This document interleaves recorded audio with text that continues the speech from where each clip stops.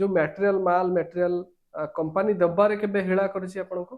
ना ना ना मटेरियल तो आपनकर कंपनी रु 50 टका लाख रे आपन किनि के आनिबे आज्ञा ताकू 85 लाख रे बिक्री करिवे तो अच्छा तांकरी पाखरु मटेरियल आनिबे तांको ही बिक्री करिवे कोनो अच्छा प्रॉब्लम आज पर्यंत देखा देने अच्छा बिक्री कला बेले सेमति किछि समस्या?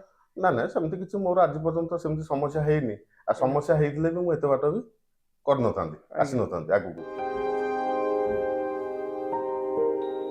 अछंती भाई नमस्कार। भाई आम नमस्कार चैनल कृषक साथी ओडिशा को आपनको स्वागत करूछि। आज्ञा आपनको परिचय टिके हम दर्शक मानक दियंतु। मो ना संजय सामंतरे आज्ञा गोविंदपुर ढेंकानाल गोविंदपुर आज्ञा आज्ञा तेबे आपण आगुरु कोन काम करन?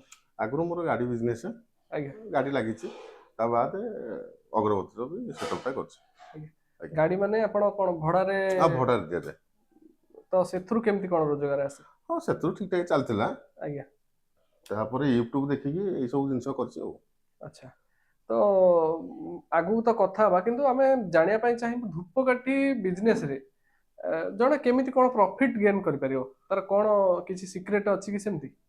ना ना सिक्रेट देखंतु अगरबती गोटे जिंस आपनकर शेष को आरंभ कोठी शेष कोठी के जानना आज्ञा बुझले तो ए जिंस मु माइंड सेटअप कली ये लॉन्ग टर्म माने लॉन्ग टाइम चलवा जिंस तो तापर यूट्यूब देखला परे कंपनी सहित जोगाजोग करके मु आनली ए जिंस अच्छा को कंपनी रो आनथिले? गणपति इंटरप्राइजेस अच्छा भुवनेश्वर तो मार्केट रे तो गुडाई कंपनी अछि आज्ञा। गणपति कोन पई? गणपति की मुझे गणपति मु तो फास्ट गणपति ही जाके पहुंचली मते सेठी भल लागला मु सेठु ही धरके आसली अलगा अच्छा कंपनी कोठी जाइने अच्छा आज्ञा तेबे आमे देखुछु एठी दुईटी मेसिन आपण आनी पकई चंती तो आज्ञा प्रथम मेसिन केबे आनिथिले?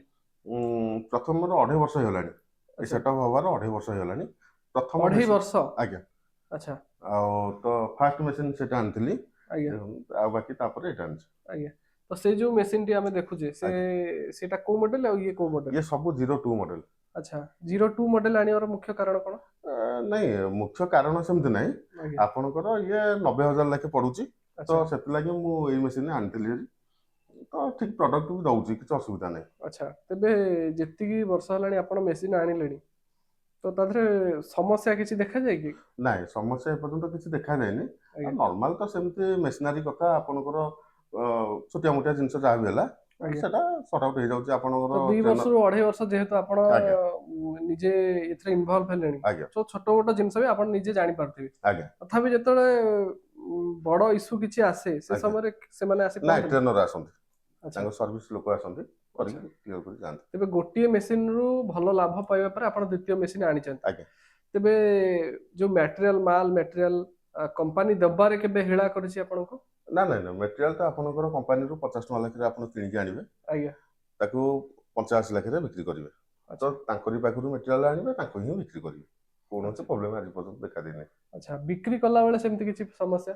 ନା ନା ସେମିତି କିଛି ମୋର ଆଜି ପର୍ଯ୍ୟନ୍ତ ସେମିତି ସମସ୍ୟା ହେଇନି ଆଉ आज्ञा ସମସ୍ୟା ହେଇଥିଲେ ବି ମୁଁ ଏତେ ବାଟ ବି କରିନଥାନ୍ତି आज्ञा ଆସିନଥାନ୍ତି ଆଗକୁ अच्छा ତ ଠିକ ଠାକ ଚାଲିଛି ଆଜ୍ଞା ତେବେ ଆଉ ଗୋଟେ ଜିନିଷ ଆମେ ଜାଣିବା ପାଇଁ ଚାହିଁବୁ ଯେତେବେଳେ ଆପଣ ର ମେଟେରିଆଲ ଆଣନ୍ତି ଆଜ୍ଞା ତ ତାକୁ ତ ଆପଣ ପ୍ରୋସେସିଂ କରିକି ବିକ୍ରି କରନ୍ତି କମ୍ପାନୀକୁ କିନ୍ତୁ ଆଜ୍ଞା ଆପଣ ନିଜେ କେବେ ଏମିତି ଚିନ୍ତା କରିଛନ୍ତି କି ନିଜେ ନିଜର ଗୋଟେ କମ୍ପାନୀ ବନେଇକି ଆପଣ ଲୋକାଲ ମାର୍କେଟରେ ସେଲ୍ କରିବା? ହଁ ସେମିତି ତ ଏମିତି ନର୍ମାଲ ଲୋକାଲ ଯାଉଛି ମାଲ କିଛି କିଛି ବି ଦିଆ ହଉଛି ଆଚ୍ଛା ଅଳ୍ପ ବହୁତ ଦିଆ ହଉଛି ତ କିନ୍ତୁ ବେଶୀ ମାଲ ଯାଉଛି କମ୍ପାନୀ ଆଚ୍ଛା ଆଜ୍ଞା କମ୍ପାନୀ ନେଇଯାଉଛି ଆଜ୍ଞା ତ ଏଇ ଯୋଉ ଦୁଇଟି ଯୋଉ ମେସିନ୍ ଆପଣ ଆଣିଛନ୍ତି ଆଜ୍ଞା ତ ଏଇ ମେସିନ ର ପ୍ରାଇସ୍ କେତେ ରହିଛି? ଇଏ ଗୋଟାକ 90,000 ଲେଖେ ପଡୁଛି ଆଚ୍ଛା ଆଜ୍ଞା ତ 90,000 ଆପଣଙ୍କୁ ରିଟର୍ନ ଆସିବା ପାଇଁ ଆଜ୍ଞା କେତେ ମାସ ଲାଗିଥିଲା?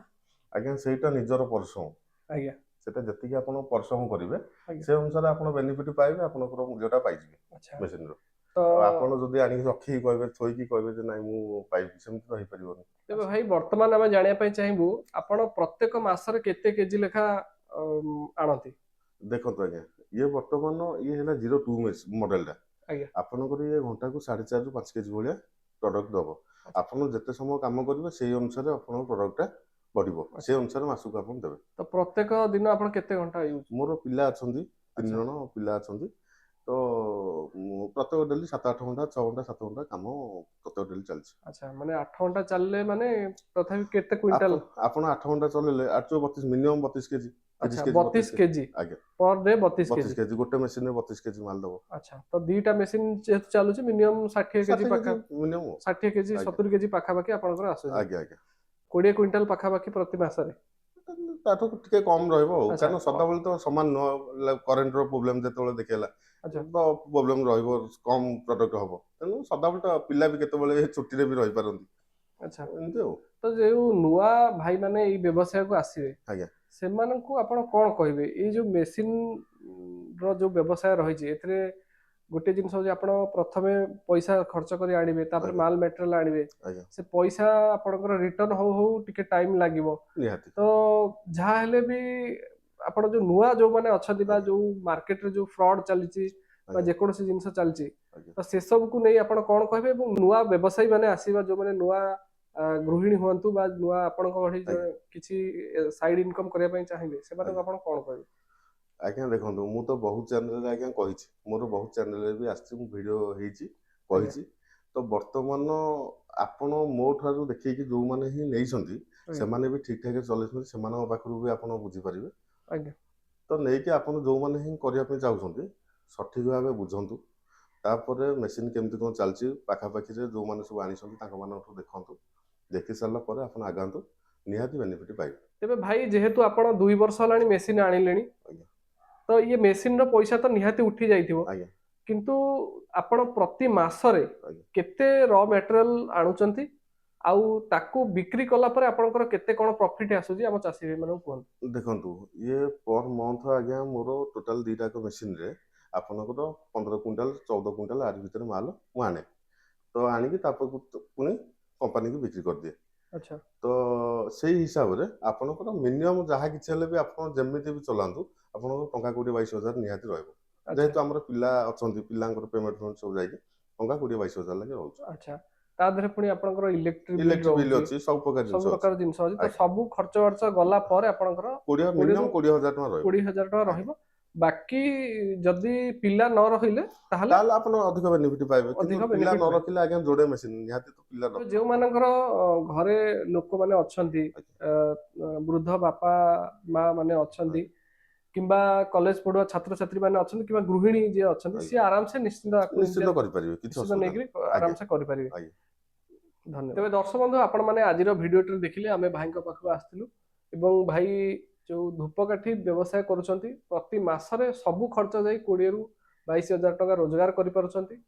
ତେବେ ଯେଉଁମାନେ ଘରେ ଯେଉଁମାନେ ଘରେ ରହୁଛନ୍ତି ବା ନିଜର ବଳକା ସମୟ ଅଛି ବା ଆପଣ କୌଣସି ବ୍ୟବସାୟ କରୁଛନ୍ତି, ଯଦି ସାଇଡରେ ଆଉ କିଛି ଇନକମ କରିବାର ଅଛି ତାହେଲେ ନିଶ୍ଚିତ ଭାବେ ଧୂପକାଠି ବ୍ୟବସାୟ କରନ୍ତୁ। ଏବଂ ଏଥିରେ ଗୋଟିଏ ପ୍ଲସ୍ ପଏଣ୍ଟ ହେଉଛି ଆପଣଙ୍କୁ କୌଣସି ଜାଗାରେ ମାର୍କେଟିଂ କରିବା ପାଇଁ ପଡିବନି, କମ୍ପାନୀ ର ମେଟେରିଆଲ ଦବ ଏବଂ ଆପଣଙ୍କ ପାଖରୁ ଧୂପକାଠି କିଣିକି ନବ। ତ ଇଏ ଗୋଟେ କହିବାକୁ ଗଲେ ଗ୍ରାମାଞ୍ଚଳରେ ହଉ ବା ଯୋଉମାନେ ସହରାଞ୍ଚଳରେ ବି ରହୁଛନ୍ତି, ଚାକିରି କରୁଛନ୍ତି ବା ପାଠ ବି ପଢୁଛନ୍ତି, ସେମାନେ ମଧ୍ୟ ଏଇ ସବୁ ଜିନିଷ ଆରାମସେ କରିପାରିବେ ଏବଂ ନିଜର ରୋଜଗାର କ୍ଷମତାକୁ ଆଉ ଟିକେ ବଢାଇ ପାରିବେ। ତେବେ ଆଜିର এই ଭିଡିଓଟି ଆପଣଙ୍କୁ କିପରି ଲାଗିଲା ସେ ସମ୍ବନ୍ଧରେ ଆମକୁ କମେଣ୍ଟ ବକ୍ସରେ ନିଶ୍ଚିତ ଜଣାନ୍ତୁ। ତେବେ ପୁଣି ଦେଖା ହବା ଆଉ ଗୋଟେ ସୁନ୍ଦର ଭିଡିଓରେ, ସେ ପର୍ଯ୍ୟନ୍ତ ଆମକୁ ବିଦାୟ ଦିଅନ୍ତୁ। ରହୁଛି, ନମସ୍କାର, ଜୟ ଜଗନ୍ନାଥ।